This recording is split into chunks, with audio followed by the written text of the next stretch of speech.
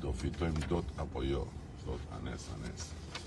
Anes, nuk është pyetja a do fitojmë. Pyetja është sa do fitojmë. Se a do fitojmë, kjo nuk është pyetje. Përgjigja është nuk ka diskutim që do fitojmë. Ajo që është pyetja është sa do fitojmë. Çfarë fuqie do të na jap një mëtej? Çfarë fuqie do të na jap populli shqiptar?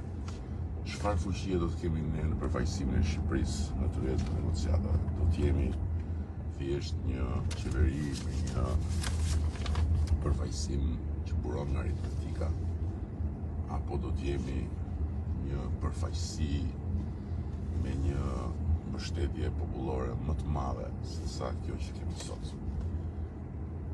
Prandaj, nëse ne fitojmë aq sa kemi sot, ose më pak se që kemi sot, pra 71, 72, 73, 74, ne faktikisht kemi fituar zgjedhjet, por nuk kemi marrë një fuqi më të madhe.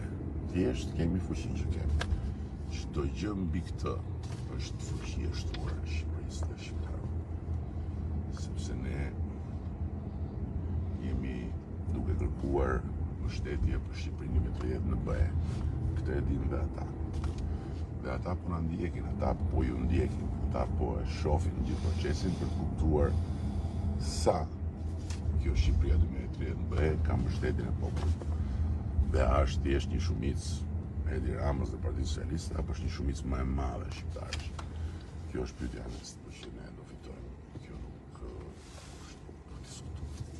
Kush do të fitojë? Gëneta, Bufi do fitoj. Një politikan i lashtë si gjendje arkeologjike që vjen vërdall për teatrin e